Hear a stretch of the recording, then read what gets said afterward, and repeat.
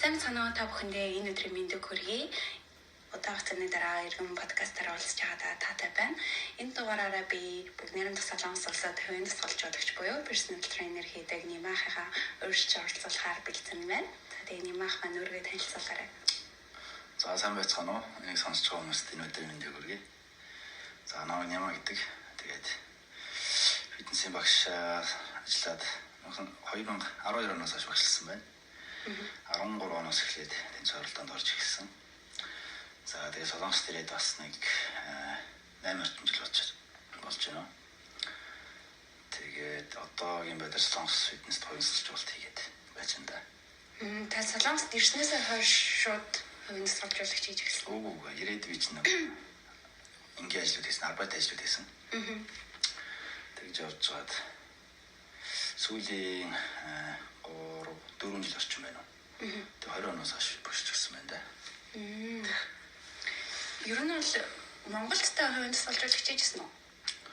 Би Солонгост 2015 онд ирсэн. Тэгэхэд Монголд тухайн үед чинь ер нь заалны багш гэж байсан да. Тухайн хувийн багш гэж за дөнгөж эхэлжсэн болов. Очкомчка дөнгөж ирээд дөнгөж эхэлжсэн санагдаж байна да. Тухайн үед бол ер нь тэгэл заалны багш нар бол бүх юм заадаг байсан шүү дээ. Одоо бол шалгарсан махав. Одоо л хүн болгон хувийн тусгалт авч явах шиг байна, өгч явах шиг байна. Харин тийм шиг л тийм. Тэнгүүд одоо тань дээр ингээд Солонгост байгаа таныг зорж ирж байгаа хүмүүс хөвчлэн ямар асуудал тулгарсан хүмүүс ирж байна? За тэгээд мэдээж нэг жин их гэсэн хүмүүс байна. За тэгээд за болчмаас хөгжүүлэх байна. Жилээ цагаан зүг болгосон өнгөрүүлэх. Тэгээд хөдөлгөөний талаас сэргийлэх. Гэх мэт янз бүр л ах шиг байна. Зарим нэгэн тэмцээнд бэлтгэж гэж ирж байна. Гэх мэт л байна да. Таныг зориод ингэ ирж байгаа хүмүүсийг та анхнаас нь одоо ямар системтэйгээр дасгал хоолыг зохицуулж явдаг вэ? За тэгээд хүнд нь тааруулсан доо янз бүрийн хүмүүс. Бүр анхлан хичээлагч нар одоо багч те. Ингээд онцон суултаач хийж мэддэг хүмүүс байгаа. Тэгээд хуваараа нэлээ хийж байгаа бас тэнцвэрлэг бэлдэх зорилгоор ирж байгаа хүмүүс байгаа. Тэгээд бас ингээд нөгөө онлайнаар мэдээлэлтэй суурилж хийж жаад тэгээд мөчрөө болохгүй нэг багш дээрээ хүмүүс байгаа шүү дээ. Тийм хүмүүс бас нэг арай өөргөл янз бүр л байна. Тэгээд яг нь ер нь хамгийн анхны одоо юу анхаарах юм ерөөсөө л дасгалын зөв техник шүү дээ. Тэгээд хамгийн гол юм чинь бэртэл хөдөлгөөл байх хэрэгтэй. Анхнаасаа жоохон юм буруу техниктэй сурчлаар тэрийг засах гэж бас дараа нь жоохон төвөтөл байдаг л да. Тэгээд ерөнхийдөө бие дааж хийж жаад ирсэн хүмүүс тиймэрхүү юм хэлээд байна. Буруу игээ сурчсан байдаг. Тэгээд жоохон одоо нөгөө анхаарал сарнах тэгдэж нөгөө буруу хийсэн рефлексээр ингээ хийгээд байдаг. Тэгээд анхнаасаа зөв суурьтай, зөв техниктэй хийх хэрэгтэй байдаг. Хоолтойхон тал дээр. Хоол бол тэгээд яг хөө эхлээд нөгөө дасгалдаа нэг дасах хэрэгтэй л дээ. Анхлын хичээлж байгаа хүмүүс байдаг шүү дээ. Тэрний дараа хоол өндрөх орсон дээр хаа. Тэгэхгүй тэгээд явж өссөн өдрөөсөө дасгалдаа нэг нэрвддэг. Хоолыг ингээд өөрчилчихөд тэрэндээ бас нэг нэрвддэг. Тэгэхээр хэцүү шүү дээ. Стресс ингээд авах тусмаа л нөгөө хэрвээ өөх хасгаж байсан хүн бол нэмэд стрессчгээр чинь нөгөө нэмэд өөхлөнхөөс ш өөх хасагдах процесс чинь эсрэгээр удаашрч байгаа юм л да. Тэгэхээр ер нь ингээд шатараалтаа явах хэрэгтэй. Эхлээд дасгалуудаас хорно. Тэгээд нэг тодорхой хугацааны дараа дасгалтаа дасгаад эхлэхээр нь хоолн дээр ажиллаж эхэлдэг юм аа тий. Эхлээд ер нь тэгээд зөв хоолтыг л зааш тий. Шууд ингээд дэглэм бэлэн гэхгүйгээр ер нь эмэгтэй хүмүүс хөвчл ирдэг. Тэгээд эмэгтэй хүмүүс ерөнхийдөө хоол заахаас илүү хоолыг нийтүүлэх гэж л заадаг та. Тийм. Өдрийн нухар хоолыг нийтүүлчих гэж. Тэгэхгүйгээр чи ерөнхийдөө хүмүүс чинь нөгөө жин хаях цаа гэдэг юм. Жин нэмэхгүй байх зорилгоор хоол идэхгүй яваад байдаг. Өдөртний ганц хоол идчихдэг юм уу тий. Тэг ингээд өсөж яваад байдаг. Эсвэл нөгөө янз бүрийн тураах дэглэмүүд ч гэдэг юм уу. Тураадаг мацагч юм гинөө. Тэгэл янз янзын үүдрээ тушаад яваад байдаг. Тэгсээр яваад өөрийнхөө нөгөө хүчин солилцоо бүр ингээд алдагдуулцдаг. Тэрийн хамгийн түрүүнд л засахыг л боддог доо. Ер нь зөв байх гэж. Үндсэн ойлголтоос нь нэг хэл засаж явах гэсэн юм биш үү? Тийм, ер нь л тэр шүү дээ. Тэрнээс юу гэдгийг сарын дотор хэдэн хэл, сарын дотор ийм болоо тийм болоо гэж байгаа юм бол тийм асуугаад ирж байгаа гэдэг чинь өөрөө болоогүй л гэсэн үг байхгүй. Тэрнээс юу гэдгийг би энэ дасгалыг сурмаар байна. Тэг энэ хоолыг яагаад өглөө идэж байгаа юм те. Иймэрхүү асуулт асуугаад эхлэхээр тэр хүн чинь ерөнхийдөө энэ спортон те ойлгоод эхэлж байгаа гэсэн үг байхгүй. Түүнээс биш сард 5 ил хасъя 10 ил хасъя. Тэрэн шиг бийтэй болмоор байна, энэ шиг бийтэй болмоор байна гэдэг. Тийм асуулт асууж байгаа бол ер нь болоогүй л гэсэн үг байхгүй. Үр дүнд хурдан өрөх гэдэг тийм. Хурдан өрөх гэдэг ба шүү дээ. Ялчгүй би ч гэсэн яг одоо фитнест явж эхлэхээс өмнө яг тэгдэгсэн л да. Тэгээ YouTube дээр ингээ хайж байгаа юм сард 10 кг асах гэдэг нэг тийм тэнгүү тийм влог бичлэгүүд амар их гарч ирдэг. Тэгэл тэрийг дагаж одоо тэгээд яг нэг тийм нийтлэг ойлголт өгдөг шүү дээ. Орой 5-аас хойш, эсвэл 6-аас хойш юу ч идэхгүй байх хэрэгтэй гэж. Тэр ойлголтоо ер нь засгаас л эхэлдэг юм шиг санагдсан. Ер нь яг тийм зөв ойлголт тоо эхлээд олох хэрэгтэй дээ. Тэгээд багшгээд ингээд бодцоор хүмүүс чинь нэг юм шахтаг загандаг тий. Дасгалаар өстой ингээд мал хүлдэг л гэж ойлгоод байгаа шүү дээ. Ер нь тийм шүү дээ.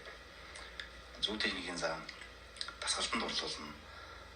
Хоолнд нь дасгана тийм. Яг нэг юм фитнес амьдралын хэв маяг шүү дээ. Тэрэнд нь л ингээд дасгаж өгөх, дурлуулж өгөх. Ер нь тийм л үүрэг шүү дээ багш нар бол. Энгийн хичээлэгч нарт бол. За яг тэр тамирч ингээд агсан төвчний хүмүүст бол арай өөр юм зам. Тэнгүүд одоо ингээд шантраад ингээд буцчихсан хүмүүс байдаг уу?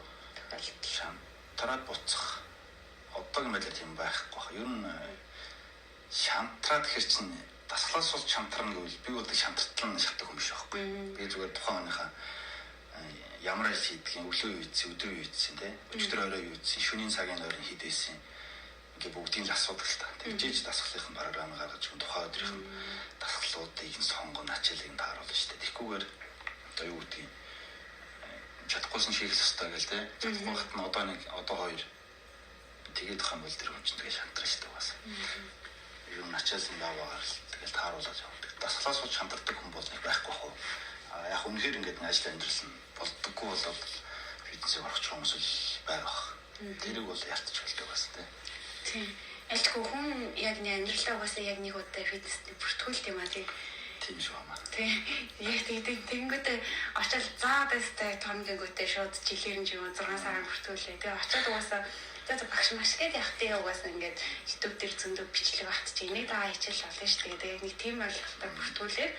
Тэгээ тэргээ зөв хийж байгаач мэдэхгүй булчингаа мэдэрч байгаач мэдэхгүй байгаа болохоор тэрнээсээ харин жинхэнэ шантраад тэгээд шууд ингээ хайчтай юм шант. Тийм байж магадгүй тэр нэг хурдан үрдүн хүсээд нэг өөрөө ингээд нэг тэ сарын дараа ийм болно гэдэг төсөөл тавьчдаг тий. Тэгээд саран өнгөрчдөг нөгөөх нь өөрийнх нь хэвээр байждаг. Тэгээд болох тохиолдол бас зөндөө баха. Тэнгүү та одоо ингээд яг за би одоо ингээд чингээ хасъя юунаас эхлэх үү гэдэг яг нэг юунаас яг эхлэхийг мэдэхгүй хүмүүс байдаг шүү дээ. Тэр хүмүүст юу нэг үү зөвлөх үү? Ер нь нэг хандлагаал ихэл яг ингээд гоё засах хэрэгтэй шүү дээ. Тэгэхгүйгээр одоо юу гэдгийг дасгалыг албатай юм шиг хийхтэй. Ялгархаж хийх. Хоолыг ингээд одоо бас нэг юм албатай юм шиг идэх. Тэр чинь бол бас хэцүү шүү дээ. Яг хүн ингээд 1 сар хүрэж болно. 2 сар хүрэж болно. 3 сарч хүрэж болох байхгүй. Гэтэл нэг л өдөр ингээд нөгөө төвчж хийж исэн зүйл чинь ингээд өсгөл болно шүү дээ. Тэр үед эргээл одоо юу гэдэг нь 5 ил хассан бол буцаад 10 ил юм шүү дээ. Энэ чинь тэгэхээр ч нөгөө эхлээд би бол зүгээр л дурлалж хэлдэг. Дасгалдаа дурлал. Дуртай бол. Дуртай болтлоо ингээд чинь өөрийнхөө боломжоор хийх хэрэгтэй байхгүй. Тухайн хүний өдрийн энерги нь ямар байгаа юм те. Тэр энергинд л тааруулж байна шүү дээ. Тэрнээс заавал одоо юу гэдгийг хялааж унтлаа хийх бол зүг биш шүү дээ угаасаа. Тэнгүүд ихэнх хүмүүс яг нэг бичлэг үзэл амар тамирчдын бичлэг үзэл амар хийх юм шиг төсөөлдөг юм шиг. Тэгээд тамирчдын бэлтгэл хоолунд хэрэглээ чин шал өөр байгаа шүү дээ. Тэнгүүд чинь зүгээр ингээд нэг юм мах ногоо идэ явж байгаа хүн бутыг хийх боломжгүй байхгүй угаасаа. Тэнгүүд ер нь бол фитнесээр хичээлж эхлүүл яг одоо 7-ны хэдэн өдөр ингээд нормал гэж үзэх үү? За юу гэдэг чинь нөгөө булчингийн идэвхтэй байх хугацаа гэдэг ба ш 72 цаг л та. Тэгээд өнөөдөр хэрвээ дасгал хийсэн бол Жижиг булчин бол ингээд 24 цаг, том булчин чинь ингээд 72 цаг. Одоо яг гоо ажлын ачаал нь ямар байдаг юм баг нэ. Тэрэн шалтгаалаад ерөнхийдөө янз бүр. Хэрвээ ингээд нэг биеийн хүчний биш ажил хийдэг. Тэгээд ингээд 8 цаг ажиллаад ингээд хүмүүс байгаа шүү дээ. Тэд нар бол яг биеийн хүчний ажил хийдэг залуучууд зөндөө шүү дээ. Тийм. Тэд нар бол ер нь ингээд нэг ядарч өдрөө зүгээр хараад амарцсан л дэрх байхгүй. Тийм. Тэрнээс ш булчин их ажилласнараа томроод байгаа юм бол байхгүй шүү дээ. Ачаалаад харуулна. Авсан ачааллаа хангалттай нөх хэмжээний хоолоо идэнэ. Хангалттай нөх хэмжээний нойроо өгнө. Булчин чинь хангалттай амарсны дараа л нөгөө булчин ажиллуулна шүү дээ. Тэгэхгүйгээр амрааг багт нь үдээдэг л тэр чи эсрэгээр ядраг хандлаа шүү дээ. Тэгээд биошны ажил чинь одоо ингээд жишээ нь бисаач гэдэг юм нууралт ч гэдэг юм те сүүлд бол залуучууд хамгийн их хийдэг ажил. Юм ажил хийдэг залуучууд бол үнэхээр нэмэлт хэрэглээгүй бол 7 хоногт нэг 3 бол юусан хангалттай хугацаа байна. Макс нь 3. Тэгээд болоо шүү дээ. Тэр өдөр болгон ингээд жижиг сажиг юм өргөд ингэж чинь булчингийн ажил хийж байгаа мөртлөө тэр чинь бэлтгэл биш мөртлөө ингээд булчин биеийг ч гэсэн ядрааж л үзүүлэх байхгүй. Булчин юусоо амарч байгаа үедээ томорч байгаа л та. Тэгээд хангалттай тэжээлэр хангалттай амралт энэ л булчин томруулж байгаа байхгүй. Их хийснээр бол юусоо биш шүү дээ. Энгийн бэлтгэлтэй үнд шүү дээ. Яг уу тэр агшин төвшин тамирчид өөр хэрэг. Тэнгүүд одоо бас нэг ийм асуудал идэв шүү дээ. Хүмүүс яг нойроо ерөөсөө зөв зохицуулж чаддгүй. Тэнгүүд шөнийхаа яг авах ёстой чанартай нойроо авч чадахгүй байгаа нь бас жин хасгаад нөлөөлөх үү? Тийм, нойр бол бас их нөлөөлнө.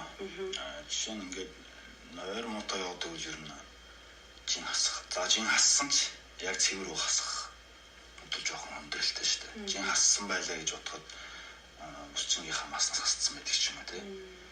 Илүү их ядарч одоо ингээд өөрийгөө зовоож хасч байгаа гэсэн үг байхгүй. Тийм нойрны асуудал ч гэхдээ одоо бүр ингээд эн чинь ганцхан үйдсрэж хүний асуудал биш л байна л да. Нийт хүн харин 80% ингээд нойрны асуудалтай гэсэн тийм асуудал аваад байгаа шүү дээ. Яг тэгээд авах тийм.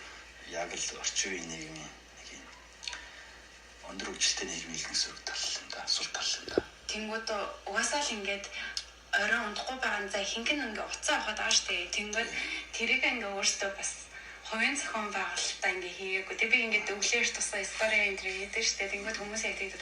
Чи ингээ орой хидэд унтаад өглөө ингэж босоод идэв гэхэд 10-г унтдаг гингүүд тийм эртүг. 10 чинь ер нь бол нэг тийм амар эртөл биш яг л хүний унтах хэвээр цаг штэ.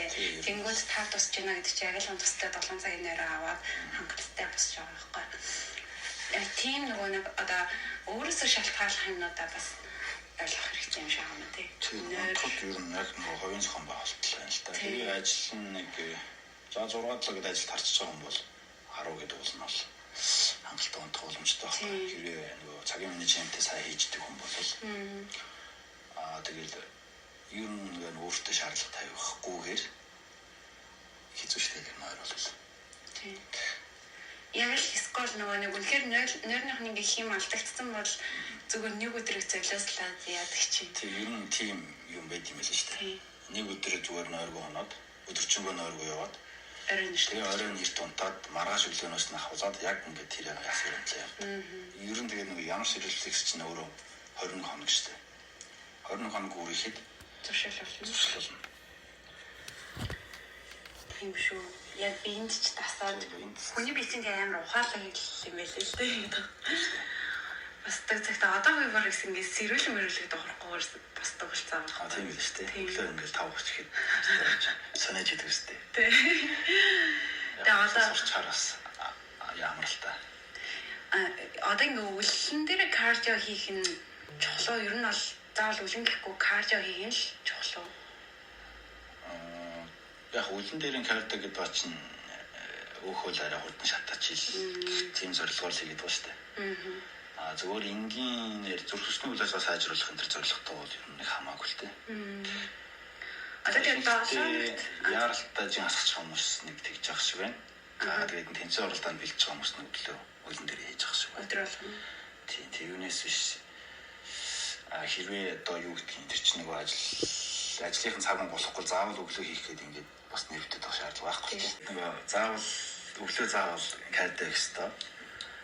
би одоо нөгөө өглөөний хайдаа хийж чадахгүй байх гэж нэрвдэг ч гэдэг юм. Гэт ийм хүн нөгөө фитнест ч өөрөө нэг заавал гэсэн юм бол байхгүй шүү дээ. 2 дээр 2-ын 2-ыг нэмэх 4 биш байхгүй. 5 ч хийж болох байхгүй фитнес ч өөр. Тухайн хүн өөрийнхөө ажлын онцлог, амьдралынхаа хэв маягт тааруулж хийжтэй. Яг өглөө 7 цагт ажилтай хүн өглөө хайртай хийлээх 5 цагт тусах юм уу тий. Тэгэхээр зүгээр 6 гэж босоод ажилдаа хийжээд орой хийж болох байхгүй. Үнэхээр л тэмцээнд бэлдэж байгаа биш бол үнэхээр л яралтай өөхөө асгаж байгаа биш бол тийм байна да. Тэгээд өглөөний хайр чинь хамгийн гол юм. Хэрвээ ингээд булчингаа хамгаалаад тий өөхөө асгаж байгаа бол зөөлхөн байх хэрэгтэй байхгүй. Зөөлөн хайртай байх хэрэгтэй байхгүй. Заавал замдаа бичгэлгүй хүсэж штэ. Зүгээр л гэрээсээ гараад ойр орчимдоо нэг 20-30 минут алхачихвал тэр чинь хайртай байхгүй. Тэгмээд өглөө босоо жоохон хүчтэй хайртай ихэр чинь нөгөө шүнжэнгөө он гэдэг унтаа тайвширсан байгаа зүрхээ гинт ингээ ачаалал гарч чинь тэр нь зүрхэн дээр бас жоохон ингээ ачаалал өгдөг юм байл л дээ. Тийм ээ. Зөөлөн хайртай хэрэгтэй алхах юм да ерөөсөө.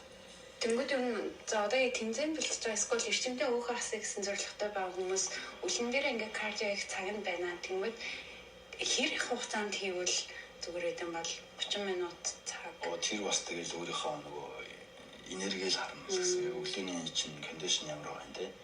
Урд өдөр нь юу идчихэд хамгийн сүүлээ олоо хизээ. Тэгээ өглөө босоход би чинь хэр одоо ийм энергитэй хөнгөн шиг юм байгаа юм те.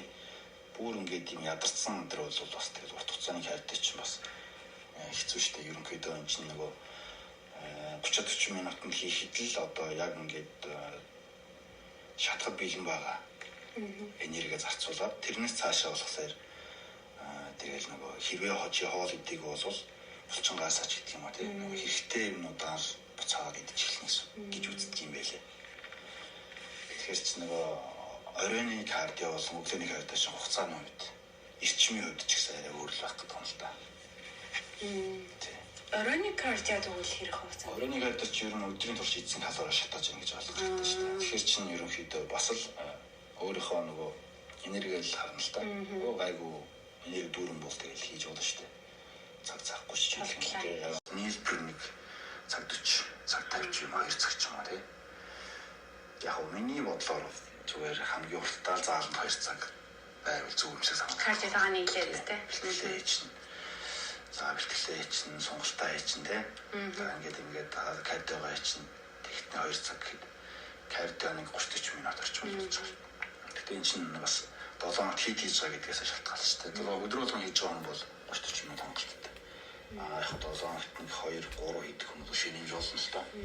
Тэгээ янз бүртэй тэгээ хүний өөрийнх нь энерги штэ. Хитрхи нөгөө ингээд хялаатлаа энерги бартлаа хийгээд гарч юм бас тухайн чинь хэрэгтэй эсвүүдээ идээд эхэлж штэ. Тэгэхээр чинь бас яг өөрийгөө сайн мэдрэх хэрэгтэй. Тэгээ өдөржин одоо ингээд солонгост байдаг хүмүүс бол ялангуяа анхаарах юм. Өдөржин ингээд ийм холигдог ажил хийчихэд оройн нэрснээ дахиж бэлтгэл хийгээд нэмээд кардио хийснэ амарсан өдрөө уулан дараа авчдаг ч юм тий. Эдгээр бол яг тухайн үед гоё мэдрэмж авч байгаа л та. Угаасаа авч байгаа. Тэрэндээ ингээд нөгөө тэр мэдрэмжийг харах хөвтөлцөд яваад байдаг. Гэхдээ урт хугацаанд энэ чинь өөрөө хүний дархлааны систем ч өөрөө нөөцдөг шүү дээ. Ядаж л жоохон насаар ихэд ирэхээр өвдөх ч юм. Тэгээ энэ чинь өөрөө ингээд нөгөө нөөцдөг байхгүй. Маш их хүс гаргаад идэг. Шимт хижээл одоо хүсээр гарч байгаа эрдсээ юугаар нөхөх гэхээр хоол хүнсээр нөхч байгаа шүү дээ. Тэрийг хангалттай нөхгүй үед хөсөөр алдсан одоо жишээ нь кальцаа юунаас нөхдөг вэ гэхэд чинь яснаас ал нөхдөг байхгүй шиндэг байхгүй. Тэгээ одоо юу гэдгийг жил 2 жил 3 жил тэгээ явчих. Тэгэхээр чинь нөгөө ясныхаа хичээлийг алдаад ирнэ гэж л ойлгох хэрэгтэй байхгүй. Тэгэхээр чинь нөгөө ясныхаа хичээлийг алдаад ирнэ гэж л ойлгох хэрэгтэй байхгүй. Тэгэхээр чинь нөгөө хөдөлгөөн занслуулах хэрэгтэй. Ерөөсөө хүн өөрийгөө яг ингээд контролдож явах хэрэгтэй л дээ. Яг ирүүлэх юм аа гэдэг бол. Одоо ингээд бид нар одоо солонгост ажиллаж байгаа хүмүүс ингээд буудлын ажил ч юм уу, чонсоны ажил ингээд амар хөлгөнд ажиллаж байгаа шүү дээ. Энэ нь юу н кардионд нөлөөлөх үү гарах уу? Үеийн тэгэл ерөөсөө биеинд ашиггүй л хөдөлмөрч байгаа байхгүй. Кардио ерөнхийдөө кардио л байгаа шүү дээ. Тэгэхээр ашиггүй кардио гэсэн үг шүү дээ. Яг гоё өвчтэй одоо юм байхгүй. Гэхдээ кардио шиг юм мөнхийн байнгын хөдөлгөөн зүрхний сохилтчин хэвийн хэмжээнээс одоо баг нэг дахин илүү хөдөлж байгаа л гэдэг тийм. Амьсгал ерөнхийдөө бас нэг түргэн талтаа эзэнгээр кардио гэсэн үг л дээ. Тэгээд тэр чинь тасралтгүй хэдэн цагч явчихж байгаа юм дээ. Тэр чинь өглөө 9-өөс орой 5. Энэ миний жоохон тооцмоор л байгаа юм л та. Энийгээ тооцохгүйгээр одоо юу гэдгийг Монголд ингээд зүгээр биеийн хүчний биш ажил хийдэг хүний бэлтгэлийг дуурайж хийвэл ядаргаан л байна. Тийм байна. Өөрийнхөө биеийн энергийг маш сайн тооцох хэрэгтэй л ингээл. Угаасаа нэг өдөрт авч байгаа калори байгаа шүү дээ. Тэгээ шатааж байгаа калори гэж нэг юм байгаа шүү дээ. Тэр хоёрын зөрүү чинь гаднаас хэтэрхий калори авбал нэмнэ. Зарцуулж байгаа калори чинь хэтэрхий их байх юм бол чин хасна гэхдээ л ядаргаан болох. Өөрөөр их зовоочж болох. Тэр чинь нэг хэдхэн калорийн зөрүүтэй ингэж өдөр болгон хэдхэн калорийн зөрүүтэй явж ижил цэвэрхэн гоё мас нэмнэ эсвэл гоё цэвэрхэн хасах байхгүй. Тийм байна да. Тэгмээд одоо ингээд бодохоор угаасаа хүн яг юунаас эхлэхээ мэдэхгүй бол эхний 1-2 сартаа нэг хувийн тасалжуулагч ингээ өөртөө зориулсан авсан хамгийн зөв. Тэгээд хувийн тасалжуулалт авахдаа зорилго маш тодорхой болох хэрэгтэй байхгүй. Хөвтэй. Сар авчвал юу гэдгийг сар 10 ил хасах гэж авах хэрэггүй байхгүй. Сарын дотор юу мэдж авах юм бэ? Ямар дасгал, ямар одоо хооллолттой юу гэдгийг тийм мэдлэг л болж авах гэж төлөвлөлтөө болохоос ш. Зүгээр нэг 10 ил хасах гэж мөнгө төлөх энэ ч юм харамсалтай байхгүй. Тийм шүү дээ. Зүгээр 10 илийг бол мөнгө төлөхгүйгээр YouTube үзээд зам дээр бичгэлгүйгээр хасчих шүү дээ. Тэгэхээр хүсэж байгаа юм бол тэр чинь зүгээр асуудалгүй шүү дээ. Ер нь ингээд мэдлэг олж авах тулд мөнгө төлөх хэрэгтэй гэж боддог шүү дээ.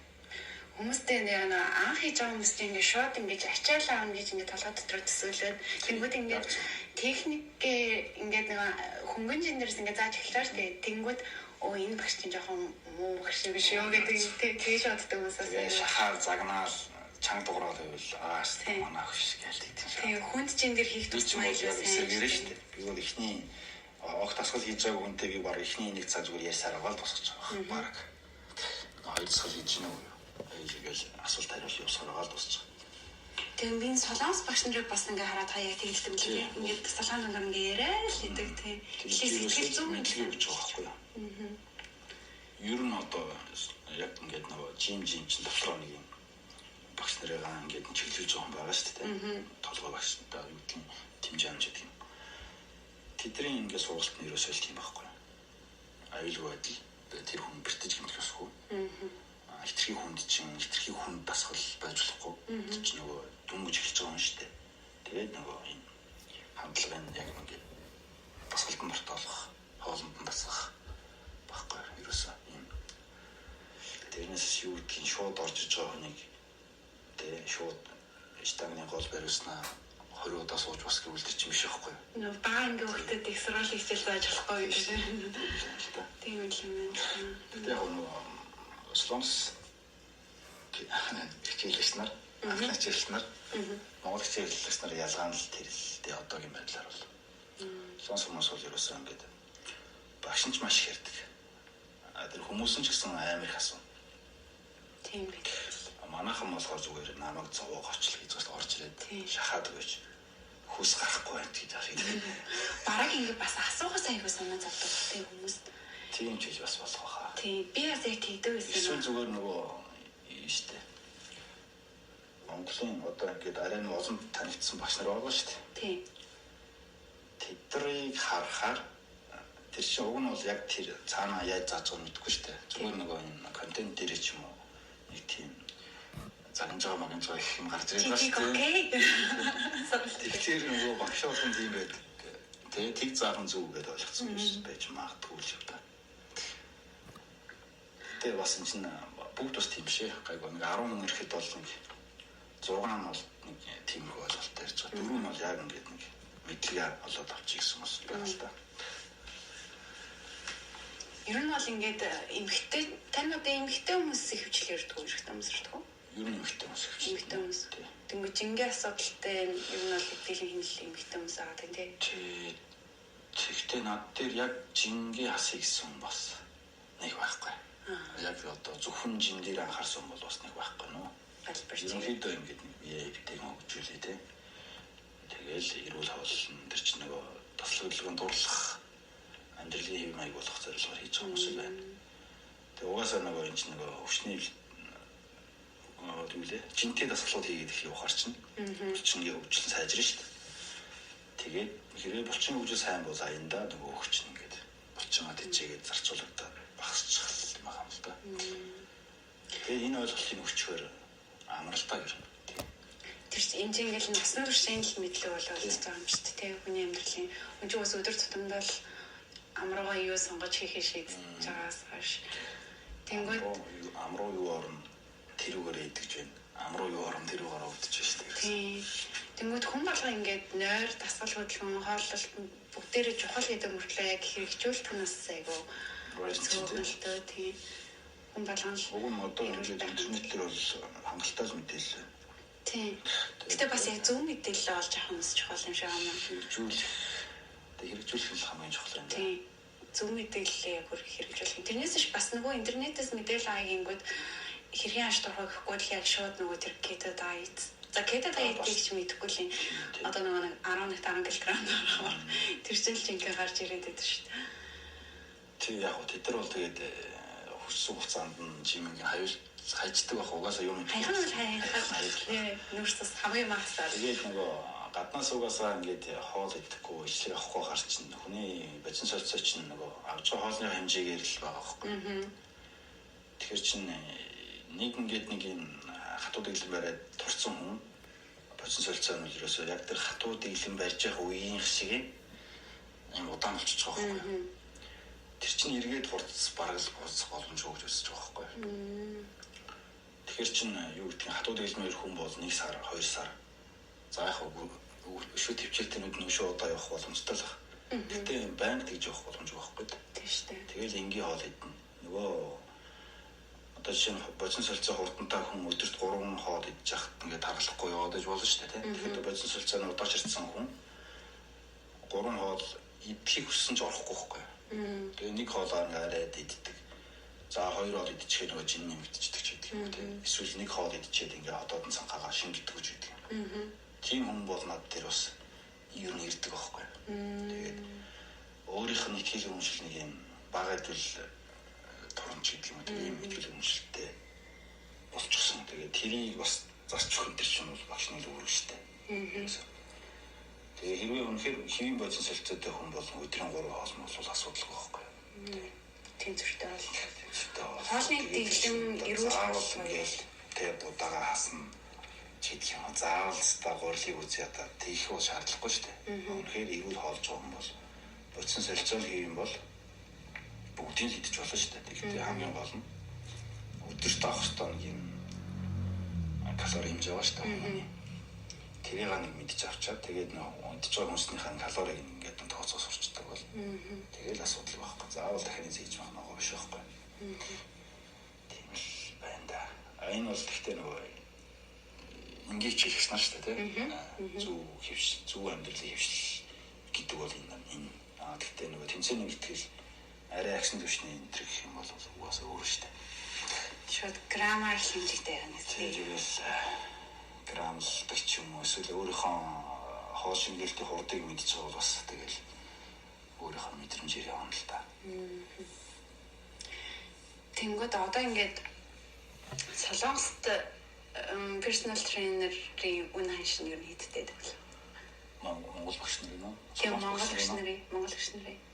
Одоо тэгэл таны хувьд бас сайн мэдэхгүй шүү дээ. Тэгэл 300-350-аас эхэлж байгаа юм болов. Нэг сарын нөө оролтоор би бол тэрээс оролтоор. Тэгэл 10 оролтон тэд 15 оролтон тэд 20 оролтон тэд тэгэл яг солонгос багш нартай адилхан доо. Үгүй солонгос фитнест ажиллаж байгаа болохоор яг л эдэртэй адилхан оролтоор. Оролтон амар үнэтэй юм л шүү дээ. Тийм бах нэг оролт юу 60-70 гэж. Манай заал нар чинь 89 баха баг. 70 гэж яах. Би бүр харчаа шок энэ. хамгийн сүүлдний зал ирсэн байгаа. Харсан бол гараг болов. Солонгос болов. Тэр хамгийн хямдхан нь тэр баг. Хэдий 12 оролтон 600 гэж. хамгийн амтхан шүү дээ. Дөнгөж сургуулаад өсөж ирж байгаа л байхгүй. Зөө. Тэгэл ажилласан жилээрээ гаргасан амжилтаараа тэгээд эдгээр ч нөгөө байнгын нөгөө юм мэрэгчлэлжүүлэх сургалтын юмуд суугаад явдаг шүү дээ. Тэгэл тэр чинь ингээд үнэ нэмэл явдаг юм л дээ. Тэнгүүд одоо энэ personal trainer-ийн үнэ нь заалынхаа үнээс тустай байдаг шүү дээ, тий? Тийм тустай. Тэгээд заалны үнээсээ тустай, багш нараа тустай төлнө. Багш нар нь болохоор авсан төлбөрөөс жимийн захиралд хувиа өгөөд тийм процесс. Тэнгүүд 350 12 оролт нь 300 350 гэхээр ч ер нь бол бас боломжтой. Энэ бол одоо яг 10 оролт нь 350 таа. Яг өмнө нь би 300-аар заажсэн л да. Тэгээд чинь жилийн өмнө ч тэр чинь 300 гэдэг чинь. Жимний үнэ бас нэмэгдсэн л шүү тий. Жимийн үнэ хэд ч юм. Заалны үнэ нь 100 болцсон байх шиг байсан юм. Сарна. Тийм. 3 сар сая одоо хямдрал залдсан 150 байх шиг байсан да. Тийм 3 сараар хүртгүүлвэл яг нэг тэрээр заа. Энэ 1 сараар ариунтай хатсан. Тэгээ 3 сараар төлж ер нь солонгос хүмүүс ч гэсэн 3 сараар төлж ээж багш авах ирэх нь үсээд байгаа шүү. Бас тийм үү те. Манай залгууд тийм байх нэ. Тэнгүүд одоо та ямар ч цагаар хамаагүй тэр хүнийхэн цагт нь тааруулж цагаа яах вэ? Тэгээ одоо миний сул цаг тэр хүний явах боломжтой цаг хоёрыг тааруулна да. Тэнгүүд оройгоор их хвчлэн байх хүмүүс. Хүмүүс бол ер нь оройгоор их хвчлэн байна. Тэгээд орой чинь угаасаа дүүр болохоор тэгээд зарим хүмүүс авч чадахгүй цаг угаасаа нөгөө цаг давхцаарч биш нэг эсрэг нэг штэ. Тэнгүүд чинь давхцаад авч чадахгүй хүмүүс өндөл. Зарим нь хүлээж орж ирж байна. Зарим нь хүлээхгүй тэгээд болж явах шиг байна. Янз бүр. Одоо ингээд энэ подкастыг сонсоод бас тань дээр яваа гэж бодож байгаа хүн байж магадгүй шүү. Ингээд тантай яашуулах Instagram, Facebook. Ер нь бол яг ингээд нэг фитнес ажиллаа бол би Instagram-аар хийж байгаа. За. Facebook дээр бол арай жоохон төрчих гээд байна. Гэхдээ би чатсан зүйлээс хинбэ гэж шиг. Facebook ч нэг зөвхөн шавнараас гадна өөр хүмүүст ингээд ихтэй болохоор шаа. Аюу олон хүмүүс байна тийм. Тэгээ эргээд нөгөө ингээд заа тэр хүн чинь цаг цагчсан даа хайхлаар олдохгүй л дээ. Тэгээ ерөнхийдөө инста дээр ингээд за тэр хүн чинь цаг цагсан. Энэ хүн дуусах чинь дараа нь нэг аавна гэдэг. За энэ дуусах чинь шүү тэдэн дуусгана гэж ингээд чатна бичээл тэгэл авчдаг. Түүнээс одоо юу гэдгийг ингээд зармаар тайл ингээд маркетинг хийгээд тэгээд гамирс алгуу. Хариус байдаг шүү дээ. Тэгсэн мэтрэл та баг сул цаг байдаггүй шүү дээ. Нэг маркетинг хийдэг юм. Ер нь сул цаг ер нь гарахгүй байна. Та ерөнхийдөө тэгээд хүлээж аваад орж ирээд байдаг. Гэтэ энэ бас аюу гоё мэрэгжил юм аа. Яг хүмүүсийг ингээл гоё эрүүл амьдрал тэгээд бас баримтаараа тийм шүү дээ. Бараг энэ ч одоо нөгөө нэг эмч гэсэн үг шиг санагдав. Тэгээд бүгдийг хийжтэй. Тийм, эмч сэтгэл зүйч, хоол зүйч хийж. Зарим хүмүүстэй би баг ярьсараа гаргаж байгаа тохиолдолч бас байна шүү дээ. Нөгөө Солонгост ч юм байдаг бас нэг олон жил ч яхаа хэдэн жил болцсон тий. Яг Монгол хүмүүстэй ажилладаг хүмүүс ч бас нэг юм монголоор ярих центрос байх шиг шүү дээ. Тэнгүүд та гэсэн нэг анх ирчээд яг arbeiten ажил хийжсэн шүү. Тэнгүүд яг бас өөр дээр ирж байгаа хүмүүс амьдралын маягийг ойлгоод илүү их ойлгож хоол дасгал дээр зөвлөдөг. Холоос одоо зөвхөн дасгал хийх гээд биш шүү дээ тий. Дасгал хийх ч юм цаг аваад нэг удаагаар биш зааж байгаа шүү дээ тий. Тэгэхээр зөвхөн нэг удаагийнхын төлбөрийг төлөөд ингээд нөгөө ярих гэж хүмүүс бас зүгээр зөвлөгөө авах мистер байна. Зөвлөгөө авангаа ингээд тий. Одоо ажил юм байна. Ажлын хоол юм байна. Тэгээ миний одоо биеийн байдал иймэрхүү байна. Ингээд хүлээхгүй.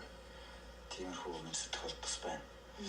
Тэр чинь яг анхаарал би чинь сонсчод дундаж ажиллаж байгаа шүү дээ. Авсан сайндаа ингээл монголчууд сугалдаг газар мазар ингээл очиод.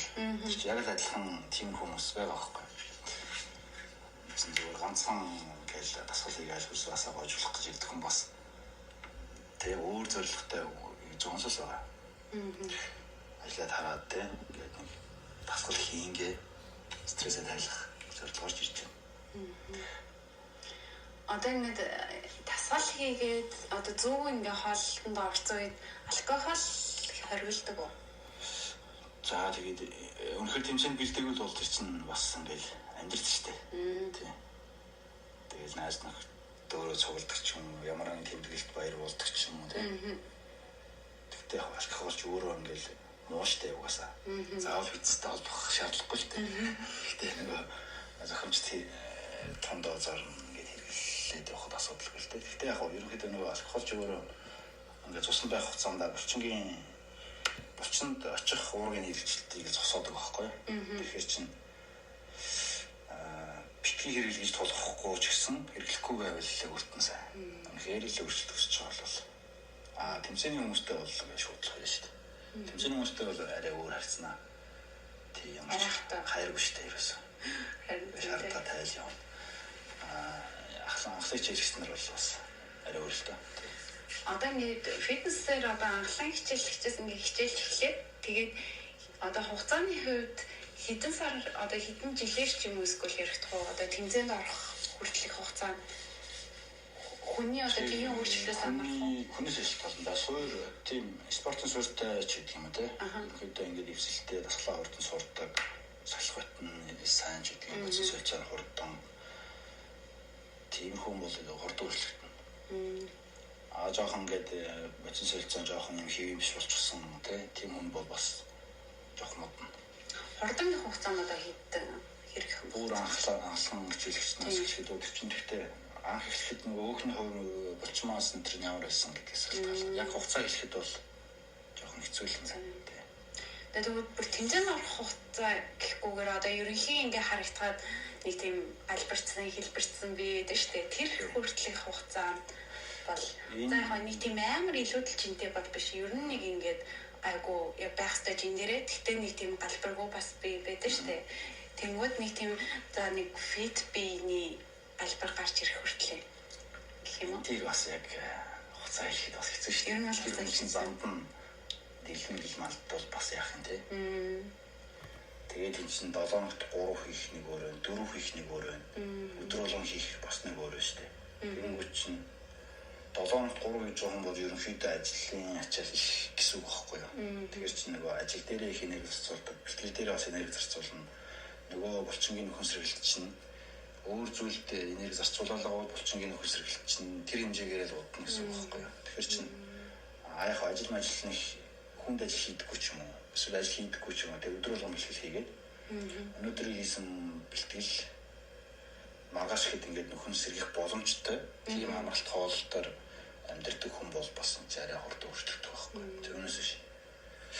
Ингээд бие өвчний ажил хийдэг. Тэгээд хажуугаар нь бэлтгэл хийдэг.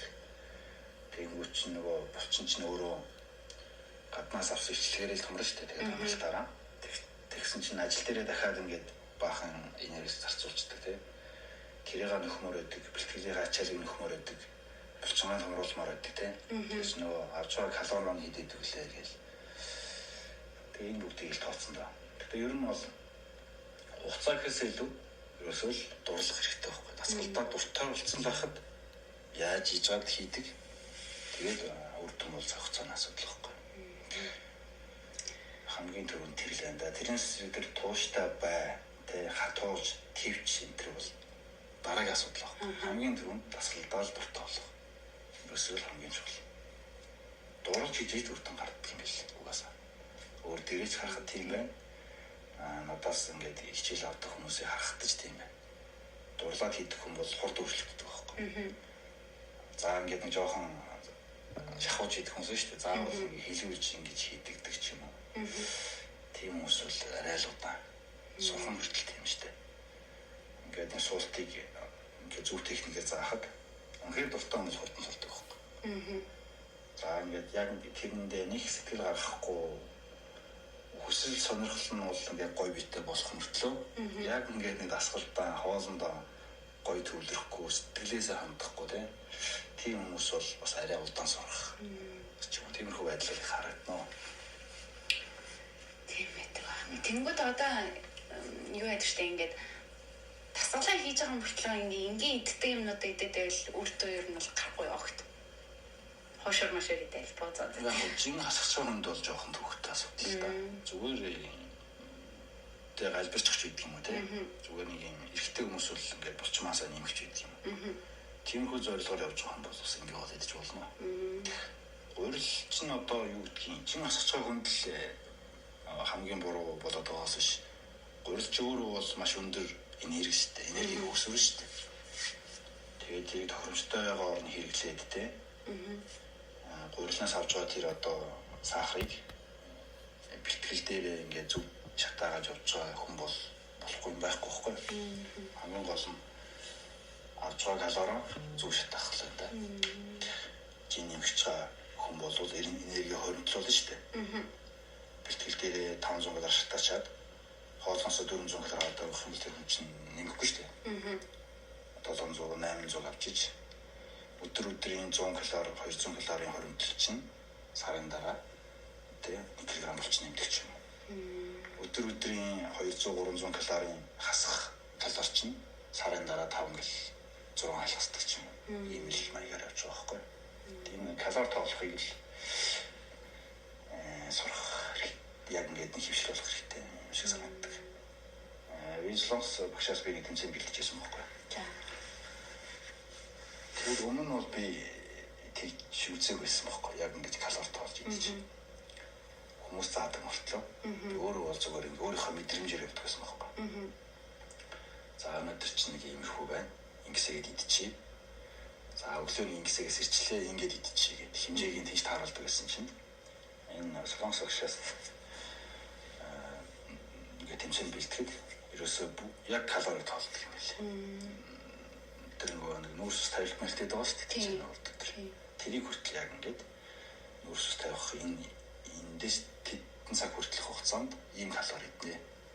Энэ калори тэдэн цагт эдийн цагт эдийн ингэж иднэ. Гэт би бүр юм нарийн маш нарийн байгаа байхгүй. Тэнгүүч нэг калори тоолох гээл ингээл ярингуут чинь төвхтэй санагддаг. Тэгэхээр чинь тэгтээ шүү дээ. Дасгалдаа дурлцсан хүнд бол тэр нэг төвхтэй асуудал биш байхгүй. Яг ингээд дурж амжаагүй хүнд бол төвс хаашаа шүү дээ.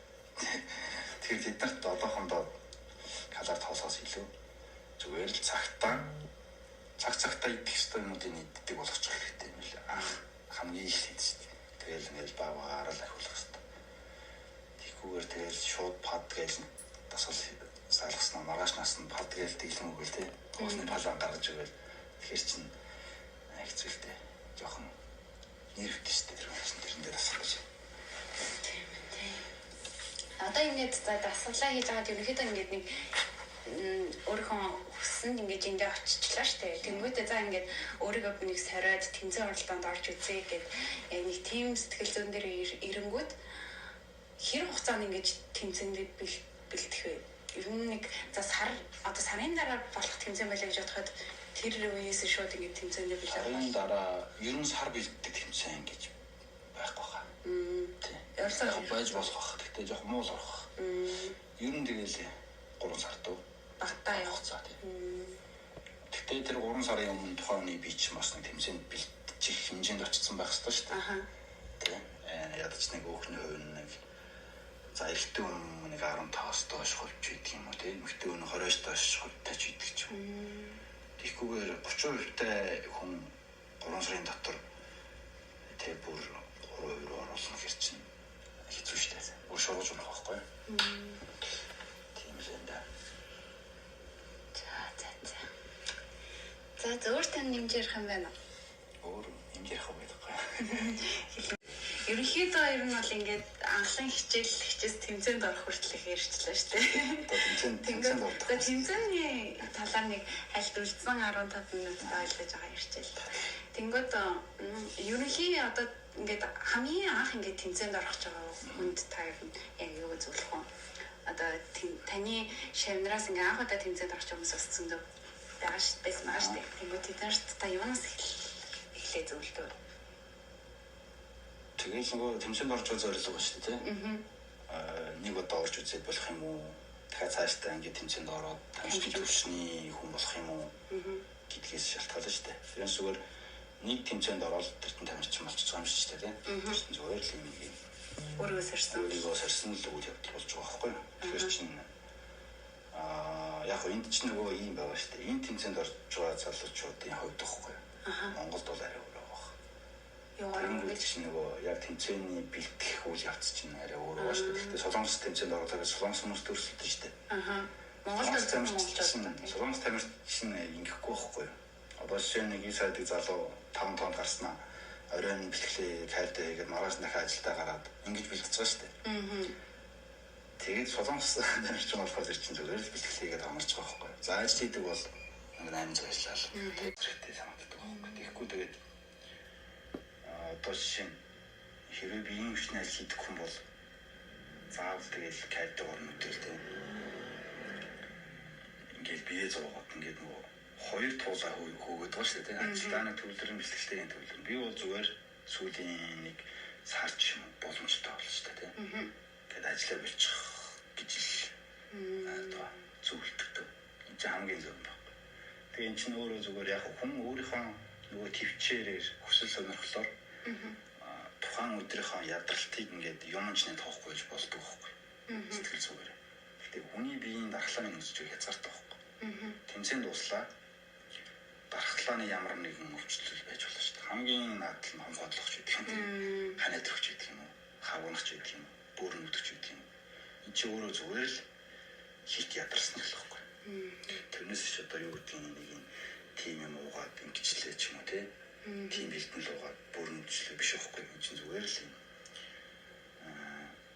Өнөөдөр ачаалсан би маргааш шөнийн хонд ойрон дээр сэргээд босоод ирэх хэрэгтэй байтал сэргээж амжихгүй ингээд ядраасаар байжгаад дархлааны ил одоо тэмцээшээ хөвчнүүд хамгийн наацхан шүү дээ. Тэрнээс цааш юу ч хийж болох байхгүй. Тэгээ хамгийн түрүүнд чинь нөгөө хит гүрэх бол биш байхгүй. Хит гүрэх ч угаасаа зүг биш шүү дээ. Өөрийнхөө энергийг тааруулаад бэлдэх. Боломжтой бол ерөнхийдөө энэ ажлаа амрааж гад хийх. гэж зөвлөдөг шүү дээ. Тэгээд сар биш магт 2 хоног ч юм. За 21 биш магт сүүлийн 14 хоног ч юм уу тий. За тэгээд сүүлийн 7 хоног бол угаасаа тэгээд ер нь ажиллахгүй шүү дээ. Ажиллах тийм тэнхэл байсан ч хэрвээ сүүлийн 7 хоног ажиллах юм бол тэр тайзан дээр бол ер нь амжилт гаргахгүй байхгүй боломжгүй. Сүүлийн 7 хоног угаасаа яг тийм арсныхаа устдаа ноцлож байгаа шүү дээ. Тэр үед хэрвээ хит ядрах юм бол тэр чинь хүний бие ч өөрөөгөө л хамгаалаад доосон бүрхүүлж байдаг юм уу, өөхөн бүрхүүлээр ингээд хамгаалт тиймэрхүү одоо сэлхий хинтэр гэж ярьдаг юм да. Тиймэрхүү болчдөг байхгүй одоо ингээд нингэн мөртлөө гидснийх нь бол чинь ингээд байгаа ч юм шиг байхгүй ч юм шиг тий. Нингэн ч шиг зузаан ч юм шиг тий. Ийм байгаад байхгүй. Одоо ингээд ийм боди дээр үзэнгүүд нингэн байдаг. Харахад нэг юм зузаан юм шиг харагддаг ч юм уу тий. Тэр чинь зүгээр ингээд хоолны дэглэм дуруу ч юм уу дасгалан дуруу биш байхгүй. Зүгээр л юм ядаргаа. Ядаргааных л байхгүй. Гэх мэтчлэн миний анзаарсан юм байна. Тэгээд яг солонгос хүмүүс чинь амар гой цэвэрхэн нэгэн болчмаас алдахгүй энэ орж ирээд байгаа шүү дээ. Тэгээд тайзан дээр чинь амар ч гой кондишнтэй тайзан дээр чинь зүгээр дийлэн барайг унших гарч ирж байгаа байхгүй. Тэр мөр чинь зүгээр л тэрнтэй холбоотой байхгүй. Зүгээр л тэр хүн өөрийгөө ядраагаагүй л бэлгэлээ хийсэн байгаа байхгүй. Ядраагаагүй дэглэмээ барьсан байна, бэлгэлээ хийсэн байна. Тийм л энэ.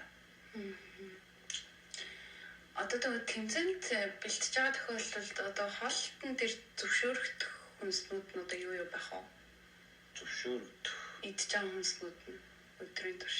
Тэгээд одоо хэрвээ тус бүр ингээд нэг сүүлийн 7 хоног руу ч юм уу сүүлийн 10 хоног руу орчоод амтны гаралтай хүмүүсийг бол нөхөхгүй шүү дээ ерөнхийдөө. Өндөг. Тэр өндөг бол цээж махад чинь нөхрийн махад чинь улаан гүтээ загснуудаа идэж чинь тий. Тэгээ яг өнөөс нэрэл жоохон хариндаа тэгээ өнөөс юу ч гэж болно доо одоо жишээ нэг л будаага идэж болж байна, төмсөө идэж болж байна, авьяасаад идэж болж байна, эдрээ хойлоож явж болж байна. Тэр чинь нөгөө тухайн нэмгэлт интересээ шалтгаалаад тэр чинь нөгөө өдөрт авах нүрсний хэмжээ гэж юм байна шүү дээ. Тэгээл тэрэндээ л тааруулаад тэгээд нөгөө битэмсэн бэлгэлүүд чинь нөгөө уурга чинь жоох ахиу идээд байгаа шүү дээ. Тэгэхээр чинь эслэгээ дагаад нэмэх ёстой. Тэгэхээр чинь эслэг нь арай ахиу нүрсээ сонгох шаардлага гарч байгаа хэрэг. Тэр мэрийг гал тооцсон дөө тэгээд хитрхи нөгөө эслэг бахтай гэх юм уу нүрс энэ төр хэлээд эхлэхээр чинь нөгөө махны хэмжээж өндөр байгаа болохоор чинь өлтөм гарах байх энэ төр дээр бас жоох асуудал гарна шүү дээ угаасаа ялангуяа нэг сүүлийн 7 хоног дээр чинь нэг л эслэгээ юунаас нөхөх вэ? Яг эслэг өндөр нүрснүүдээс гэж болж байна. Тэгээл нэр нөгөө төлөв нөгөө антрээс өлөхдөө. Түүнээс одоо юу гэдгийг яг тэмцээн ингээд ойртцсан үед юм хийж болохгүй шүү дээ. гүйлгдэг юм өндөр. Яг яа нэг нүрс тавилтын өмнө тиймэрхүү байж болох ч гэсэн өмнөх яг ингээ бэлтгэл хийгдэж байгаа үед бол тиймэрхүү юм байж болохгүй байхгүй. Тэгэхээр чинь нөгөө булчингийнхаа үйл явцанд арай сөрөг нөлөөлж шүү дээ. Тэгээд хоолч өөрөө яг багштай явж байгаа хүмүүс бол энийг бол нэг алдаа гаргахгүй хөө. Би дагаад төвшин бэлддэг хүмүүс бол нөгөө ямар төвшний хүний дуурайх ч вэ гэдгийг бас санд бодох хэрэгтэй байхгүй. Хэрвээ YouTube-ээс мэдлэг аваад өөрөө бэлтгэл хийж байгаа бол тэнгуүч чинь тийм амар одоо нүрс тавилт мэлтэн дээр бол амар алдаа гаргадаг шүү хүмүүс. Тэг чи нөгөө тухайн хүн хэр нэгэн байсан ямар төвшний хэрэглээтэй байгаа юм те. Тэр чинь нөгөө амар нэгэн амар том булчин юм аста тэгээд ингээд хэрэглээ мэрглээтэй хүн чинь өөрөө ингээд тэр хэмжээгээр нүрс сэдэн шүү дээ. Амар одоо ингийн хүн харахад бол амар л хэдэн шүү дээ. Тэгээд томортой гэж хийлмэлээр нь хийдэг ч юм. Тэгж ингээд дуурай зайхтар тавьдаг нүрс тавьдаг хүмүүс бас би харж лээсэн л та. Тэгэл ингээд тайзан дээр нэг нийлсэн цосч идэг. Тэр нэрийг бол маш сайн тооцох хэрэгтэй юм шиг санагддаг. Тэгээ тухайн өөрийнхөө борчмоосыг тэгээд нөгөө нэмэлт бас жоохон хэрэгжилж байгаа шүү дээ. Тэр нэгнийхээ хэр зэргийн юм хэрэгжилж байгаа юм тийм тэр мэрийг бас тооцох тийм л энэ. Тэнгүүд одоо энэ жимс хоригддаг бас жимсийг бол одоо тэр алим жүжигчийг бол нэг хальтаа хоолойд байгаа юм байхгүй шүү дээ. Гэхдээ нөгөө нүрснийхээ хэмжээнд оруулалт тооцсон л доо. Яг тэр жимсгнүүдийг бол нэг сүртэй хоолойд байгаа юм байхгүй шүү дээ. Гэхдээ тодорхой хэмжээ заагаад идэж байгаа л да. Ийм төрлийн юмыг огт хорчхоор чи нөгөө хүнснээс авах хэвээр оксидантын хэмжээ ч байхгүй болчих шүү дээ. Тэгэхээр чинь бас тэгэл нөгөө хоол шинжилт барилт ядрах байх ингээл тийм их асуудал учраас арай өөр болж байна. Ер нь хоотыг маш сайн солонгоруулах хэрэгтэй гэж ойлгодог шүү дээ.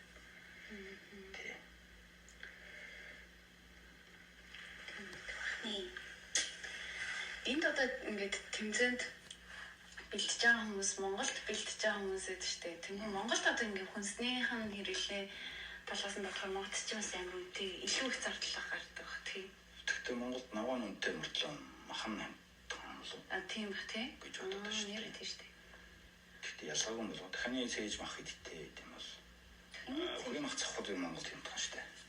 Энтхийхтэй харьцуулахад бол юм тийм. Энтхийхтэй харьцуулахад юм даа. Энд чинь одоо 10 мах чинь тэгэл 15 мянга шүү дээ. Монголд 10 мах анаад. Тийм шүү дээ. Ийм хэлмээ. 100 яа. Бондчаа тий. Таасан шүү дээ. Тийм. Тэгэхээр чи Монголд 10 мах чинь 150 тэр 300 400 мянга шүү дээ. Нэг хэд юм бэ? 100 байна тийм. Нарийн ногоонод нэг үнэтэй шүү дээ Монголд. Харин тийм бахтай. Авокадо ч юм тий. Нарийн ногоо үнэтэй бах. Үнэн жоох үнэтэй бах шүү дээ. Тийм. Энд чинь бас өндөг нарийн ногоонод гайгүй шүү дээ. Би энэ 9 сарын NPC-д ороход Монголд бэлтэж чад энэ сүүлийн 7 хоногийн дээр л. За. Тэгэхэд ногоо жоох асуудалтай байсан. Тэрнээс тэр мах захвал яг гайгүй байсан. Тэр нүрсний тал дээр гайгүй байсан, уургийн тал дээр гайгүй байсан. Ногоо жоох ховор юм бэл.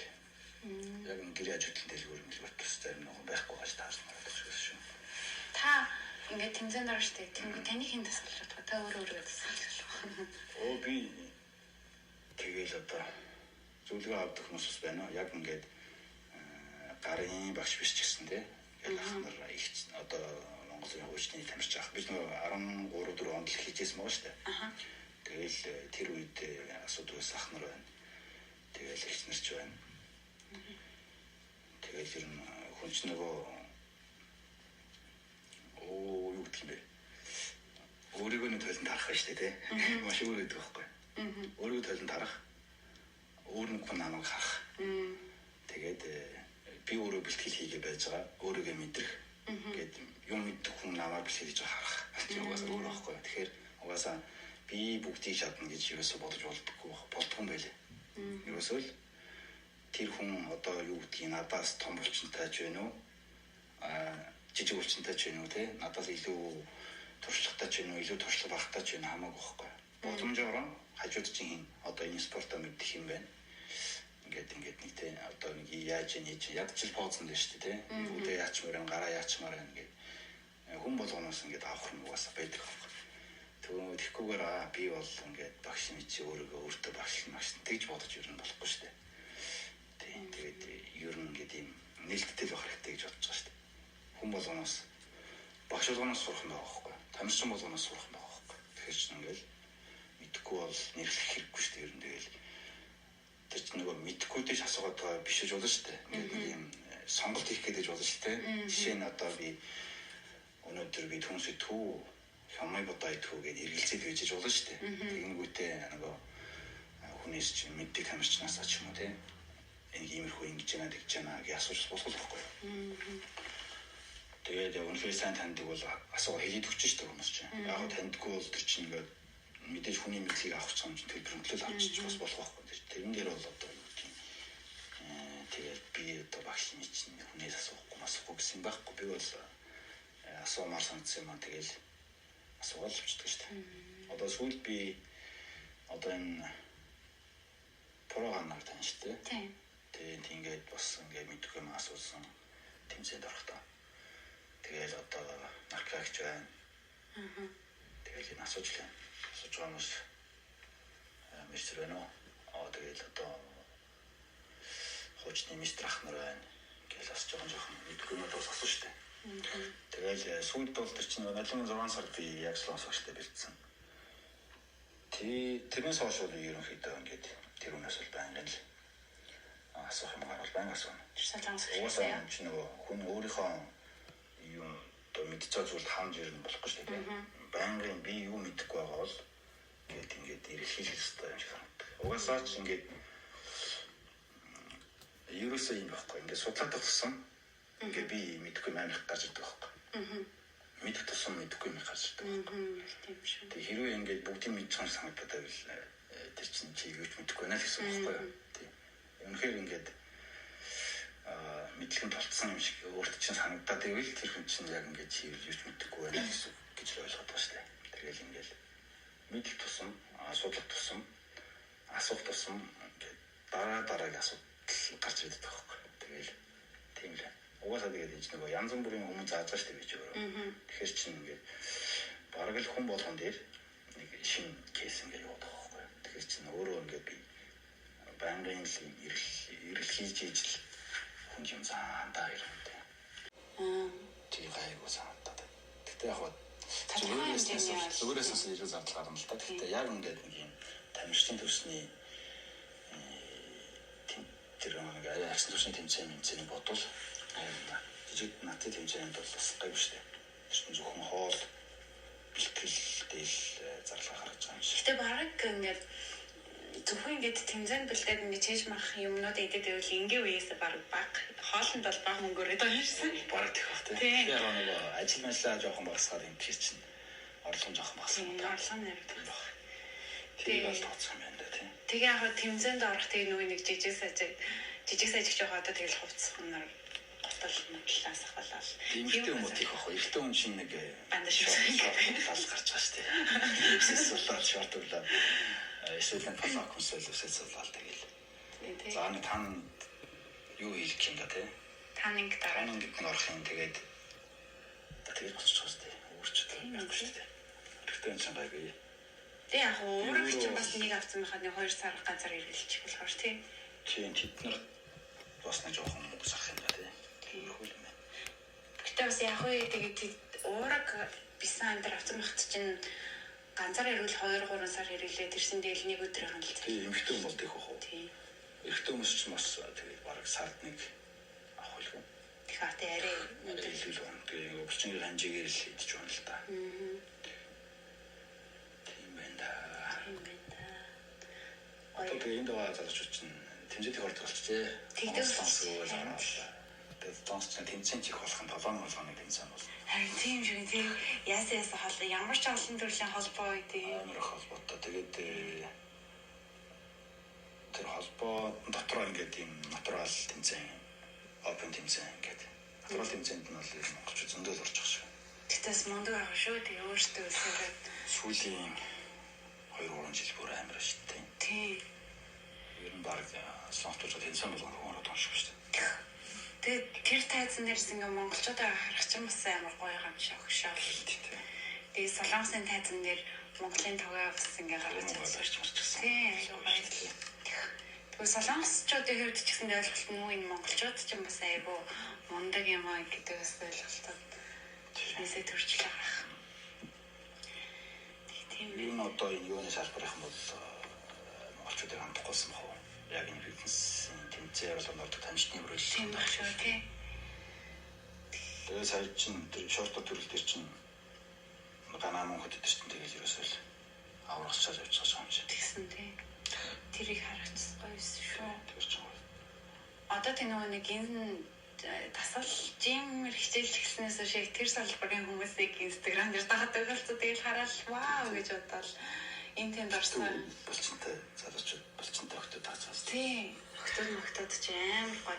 Тэгээд ингээд бас энэгээр ингээд хичээлээ хичээр өөрийнхөө хүрээлэг ч гэсэндээ ингээд гоё хүмүүсээр ингээд хүрээлүүлчихэж байгаа байхгүй тий. Гоё сонирхлаараа хоодоогоороо нэгдээд ч юм. Гоё. Бүр анх намайг ирэхэд бас юу лээ 15 онд чинь ооги гэдэг ах байсан. Яг ингээд тэнцэнд ордог монгол хүн хэл сонс тэнцэнд ордог монгол хүн. Өөр ирэндээ байхгүйсэн шүү дээ. Тэгээд чинь өөр тэр ансанаас самбон дээр огих самбон дээр амьддаг байсан тэгэл. Өө биш эндээс ирж хамт үлээ хийдэг. Амар дуртай. Тэгсэн чинь тэгээд 18-9 оноос хойш коронавигоос хойш шүү дээ. Шалгуулсан шүү дээ. Хийх хүмүүс амар их нэмэгдсэн. Одоо бараг энэ сүүлийн аль нэг жимд орох золтон монгол байх шүү. Ялангуяа энэ ингээд долбор шундагаад бол зүгээр жим болгонд монгол хүн байх шүү. Би ч одоо ингээд нэг 5-6 жим солилоо ш. Тэнгүүд золттой 1-2 монгол хүн харагдчихлаа тийм. Тэгээд бас ингээд энэ их завгүй солонгосын ажиллаж ор өөртөө ингээд цаг гаргаад тэгж байгаа нь айгүй мундаг шүү тий. Тэгээд улаан их ингэж одоо эрүүл зүйн амьдралыг сонгодог хүмүүс илүү олон болоосай л гэж боддог шүү дээ. Тэгээд би ч гэсэндээ нэг баг ч гэсэн одоо би ч бас нөгөө нэг өндөр жингээсээ бууж байгаа бас юм шүү дээ. Тэс бууж байгаа тий. Би ч огиш дээр анхчихдаа 69-тай атсан шүү дээ. Тийм. Тэгээд одоо болохоор сая сүүл жингээ үзэхэд 59-ээс тэгээд намайг ч бас нэг хараа 1-2 хүн ч гэсэн ингээд бас дасгал хийвэл хэмээн гэд нэг бодол төрж ирэвэл тэр чинь тийм удаж гэсэн юм гоё шүү дээ. Тэгэл тэр гардаа шинаа яхаж харж байна. Хүмүүс л тэгэл бас гардаа шинаачдаг юм гэдэг чинь цогштой юм. Яг үнэхээр ингээд хамжчин болсон хүмүүс талаас үүддэг л дээ. Тэгсэн нэг дөнгөж хичээлээд чивлээж чинь. Одоо чинь 1 сараас хойш хичээлсэн. Тийм. Чи яг ийм төвшин хүмүүст чинь цөөхөн байхгүй. Бараг гэж өдөрч ганцхан шинаач нь яаж юм. 24 он гараад заастаа одоо шинэ хүн болгоно. Торн морн. Хүнжитэй өөрийгөө ерөөсөө ингэ мэдрэхгүй идэл яад юм лээ. Нэг ингэ тултаа бүстэй орчхоор тийм дасгал хийн гэдэг чинь ингэ шал өөр ертөнц юм шиг. Дасгал хийж байгаа хүмүүс чинь бараг сонио харагдаж байна. Тийм. Амар өөр төвшний хүмүүс юм шиг санагддаг гэж байгаа. Тэнгүүд ямар ч тач ингээд нэг ихний ахлахмаа тавиад жимд ингэ бүртгүүлээ. Дараа нь ингэ багшаа сонгоод ч юм уу. Тэгээд эхэлчих юм бол хүн тэгээд цаашаа ингээ явчихдаг юм шиг санагдсан юм. Тэгээд нэг дуртай болж авахлаа юм л да. Дуртай болох хүртэл жоохон хэцүү санагдана. Тийм. Эхний за 3 сар дотор бол ер нь бол хэцүү. Яг л хийж ажил бас их нөлөөлөв. Тийм шиг хамаа энд байгаа хүмүүсийн хувьд бол тэнгүүд одоо нэг буудлын ажилч ингээ цаанаасаа хоол өгж байгаа шүү дээ. Тэнгүүд тэр хоолмол айдаггүй тэгэл өөрөө гэтэ нэг бодлын бас ингээ гоё яг өөрийнхөө ингээ хараар хийгээд орчинд нь юу орж байгааг ингээ өөрөө мэдчихэж байгаа болохоор эдгээр төрөл нэг тийм аюулгүй байгаа юм чинь. Тийм тэгэл тийм байх. Тэнгүүд одоо энэ подкастыг сонсож байгаа хүмүүс ч гэсэн ингээд заавал бүр ингээ фитнесээр хичээлэх бас албагүй шүү дээ тийм. Ер нь спорт гэж өөрөө гоё шүү дээ. Тийм өөр спорт гэж болно шүү дээ. Усан спорт. Эсвэл заавал тэгэж спорт гэхгүй маа гэхэд гараад алхдаг ч юм уу, ууланд гардаг ч юм уу, дугуйдаг ч юм уу. Юм тэгэл одоо жин нэмэгчвэ жин хасаад жингээ хасчаад байх ч тийм зүгээр жин хасч байгаа үедээ ч ерөөсөө булчинг л хамгийн идэвхтэй байх хэрэгтэй байхгүй. Хүн хүний нөгөө гаднаас орж иж байгаа хоол хүнс калори чинь идэвхтэй эсийг л хамгийн түрүүнд хийдэг байгаа. Тэгэнгүүт байнгын нэг юм спортоор хичээлдэг бол тий нөгөө булчин идэвхтэй байгаа шүү дээ. Тэгээд тэрийг ахиж хооллох байхгүй. Булчин идэхгүй бол юу болох вэ? Өөхөл болох шүү дээ тий. Тэгэл одоо оёс одоо ингээд ирж байгаа хүмүүсээс байн асуух байх. Юу гэдэг чинь оёс гэдэг чинь юутай дангаар. Тэгээд эн чинь болохоор нөгөө нүрсийг дангаар нь тэр чинь бараг ялгаагүй байхгүй. Нөгөө нэг юм цуснд орол ялгаагүй сахар болвол тий 10 будаан гаралтай мэдсэн бол глюкозын сахар жоох удаан задарч байгаа болсон ш. Ялгаагүй сахар бол задарч байгаа байхгүй. Тэгмүүд чинь нөгөө 19 оноос хойш ингэ яриад байгаа судалгаа шүү дээ.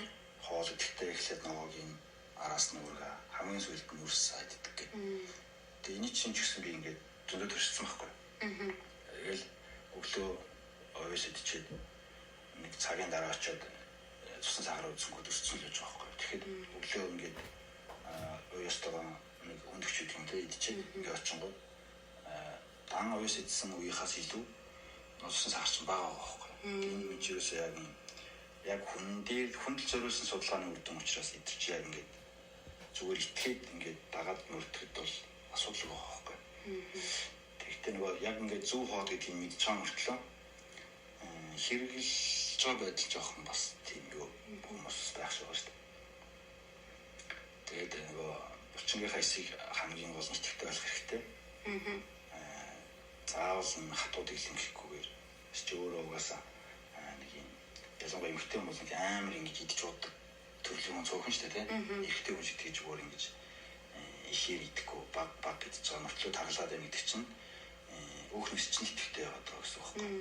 Тий эсрэгээр нь жоохон дасгал хийгээл ингэж гэр чинь нөгөө булчин өөр идэвхтэй болоод эхлэхээр аянда гаднаас орж иж байгаа калори идэн өөхөө ч гэсэн ингээд өөртөө энерги болгоо задлж байгаа байхгүй. Тэгээд нөгөө ийм тураадаг ийм цай тэгдэг гүйлгдэг ийм юу энэ төр гэдэг чинь ерөөсөө одоодны бактери орчин вирус эвдээд ажиж тийм л л. Тийм юм ингээд нэг тогтмол хэрэгэлсэн хүн чи эргээд нөгөө энгийн хоол идэхэд шингээж чаддгүй цанхаадаг. Хоолыг задлж өгөх нөгөө бактериудын баланс алдагдчихсан болохоор чинь одоо юу гэдэг удаан шингэдэг ч юм уу те. За тэгээд нэг аяг хоол идсэн ч гэсэн шингэдэг ч юм уу. За хоёрыг идэхэд таглаж идэх ч юм уу те. Гэтэл энэ чинь нөгөө тийм хэрэглээгүй булчин солилцооны хэвийн гизний бактери нь ингээд хэвийн байсан бол тэр чинь нэг өдөрт нэг 2 аяг хоол бол уг нь бол ямар ч хүнд асуудал биш байхгүй. Тийм жин нэмэхээр ч юм уу те 3 аяг хоол бол тэр жин нэмэхээр тийм калори биш байхгүй уг нь бол.